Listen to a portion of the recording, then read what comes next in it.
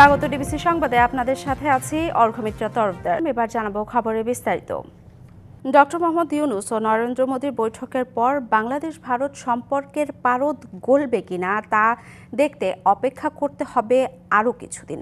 তবে বাংলাদেশের দিক থেকে সব ইস্যুই তুলে ধরা হয়েছে, আর শেখ হাসিনাকে ফেরানোর বিষয়ে ভারত প্রত্যর্পণ চুক্তি অনুযায়ী সিদ্ধান্ত নেবে বলে মনে করেন দুদেশের আন্তর্জাতিক সম্পর্ক বিশ্লেষকরা।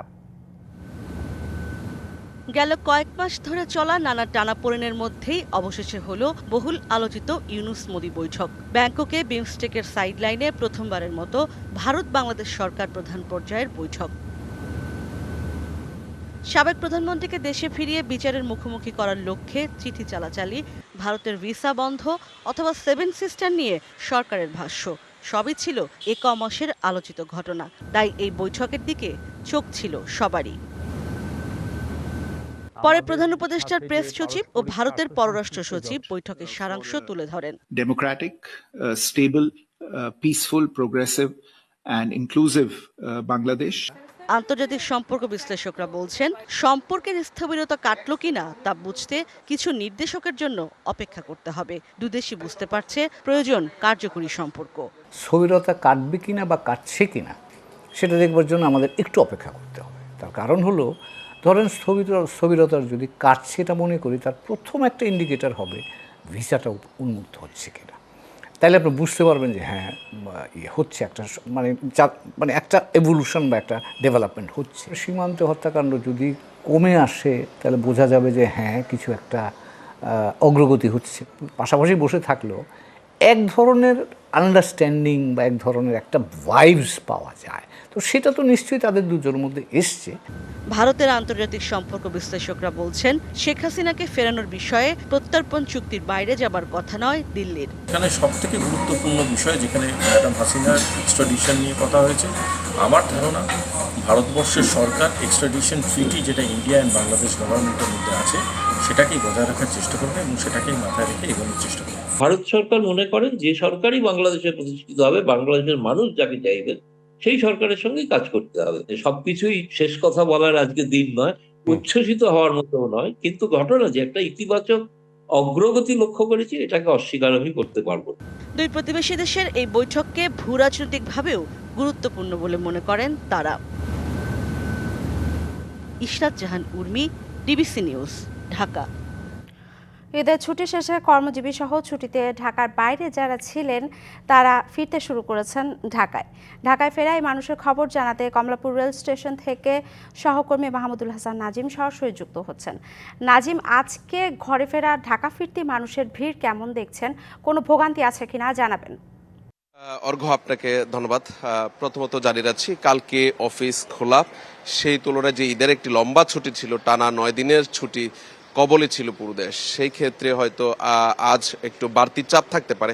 গতকাল পর্যন্ত আমরা দেখেছি বিকেল থেকে শুরু করে রাত পর্যন্ত একটু বাড়তি চাপ ছিল কমলাপুর স্টেশনে। দেশের বিভিন্ন গন্তব্য থেকে ট্রেনগুলো রীতিমতো আসতে শুরু করেছে এবং যারা অফিসগামী মানুষ, স্কুল, প্রত্যেকেই কিন্তু তারা আসতে শুরু করেছে এবং কোনো ভোগান্তি বলতে গেলে আসলে ট্রেনে তো নির্ধারিত যে শিডিউল যদি বিপর্যয় না ঘটে, ট্রেন যাত্রায় তেমন কোনো ধরনের ভোগান্তিতে পড়তে হচ্ছে না।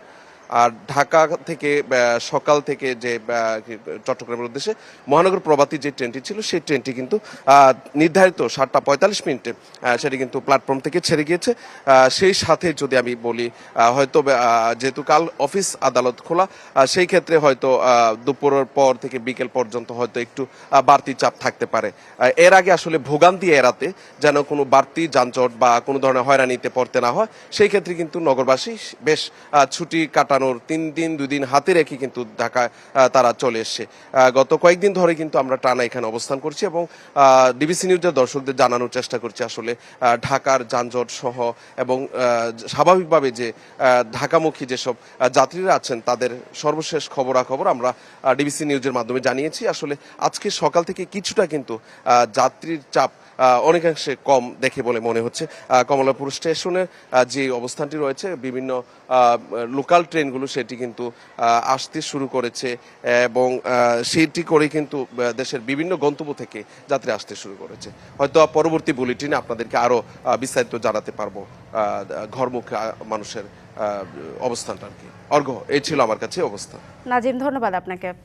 কল ছাড়লেই বের হচ্ছে ময়লা দুর্গন্ধযুক্ত পানি। এ পানি পান না করলেও দৈনন্দিন কাজে ব্যবহার করতে বাধ্য হচ্ছেন রাজধানীর টিটিপাড়া, মানিকনগর বিশ্ব রোড এবং গোপীবাগের বাসিন্দারা। ঢাকা ওয়াসা লাইনের পানিতে প্রতিনিয়ত পোকা দুর্গন্ধে ছড়িয়ে পড়ছে নানা রোগ।